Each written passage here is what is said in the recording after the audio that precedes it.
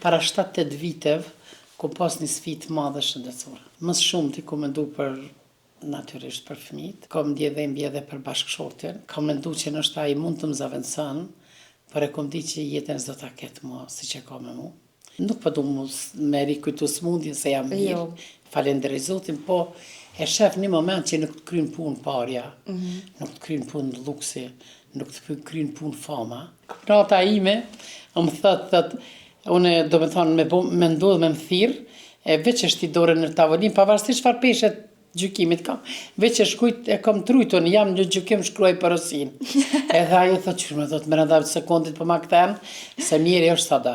Po njerëzve zdi ju ka kriju një farë, ju mjafton vetvetja, ju mjafton telefoni, nuk ka nevoj për tjetër mirë, po kam edhe në momente që duke dhonë gjithë nga vetja, duke dhonë dashni, duke kontribu, të mënu me ndihmu njerëzve, edhe kur e shë që nuk ka pesh, nuk je fort e rëndësishme për ata, ka momente që qatë shumë thehem, sa nuk bëhet. Mirë po prapë se prapë thëm, unë nuk mund të ndryshoj këtë identitet çfarë e ka. Sa është e vështirë në këtë botë kaq të egër, nëse muna me qujtë kështu, më ka njëri i drejtë. Do të thonë të pas parasysh që nështë qatë shmirë sillesh me njerëz, qatë afër i gjindesh, sa që me një moment kur ty të vynë mas shumë, të ti veç e shet që nuk e ki kërkan. Kjo dëshpruse, më ka ndodhur dhe shpesh. Ju kërkan, po për marrë një shembull. Këta për cilë të bënë e kam fjallën, se familjarë të kohën i kem. Para 7-8 viteve, ku pas një sfidë madhe shëndetësore. Edhe në atë sfidën e madhe shëndetësore, njerëz në cilët kom investu shumë, kam bërë shumë, kanë zhduk. Për shkak se kanë mendu që kjo smundja dhe do me thone pas na pas, që s'pas na pas, as një vlerë për ta. Nonën tjetër mu kam paraqit njerëz që i ka një përshëndetje kom pas, qa që kanë ditë me më dhonë dashni. Edhe mandej, të falenderoj Zotin, edhe doktorët, që sot jo mirje me ty. A ke pas, ose a ki naj fjallë, ose një mesazh për qata që nashta, bashkë qata që ti ke menu që kime pas nga të vetit, vish nuk i ke pas.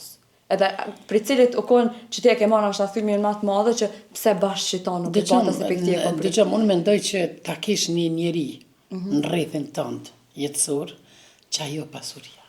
Nuk ka pasuria materiale. Për shkak se nuk po du me rikujtu smundjen se jam mirë, falenderoj Zotin, po e shef një moment që nuk të kryen punë parja, nuk të kryen punë luksi, nuk të kryen punë fama, vetëm të kryen punë nëse ti e ke gëzu t'i kanë, nëse ti dikuj ke bu mirë, nëse dikush lutet për ty.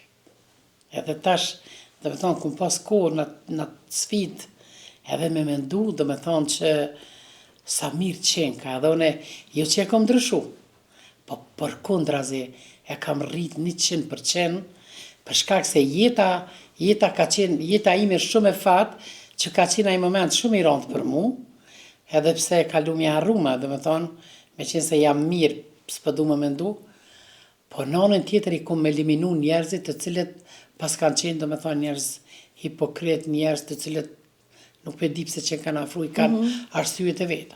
Në ato momente, asë nësë përdu me përmena temën, mas i veç smundja e kështu, po më interesën me ditë cilat kanë qenë mendime që të ka shku në për kokë, asë kohë ke qenë edhe nanë. Po nanë, kam qenë edhe vjeher. Kush janë konë njerës që ke menu për ta gjatë që thej kohë? Mas shumë tja. Po. Mas shumë ti ku mendu për natyrisht për fëmijët, për arsye se nona fëmijët i do ma shumë se vetën. Natyrisht, kam ndje dhimbje edhe për bashkëshortin, për shkak se kam mendu që nështë ai mund të më zaventësan, por e kom di që jetën s'do ta ketë më si që ka me mu.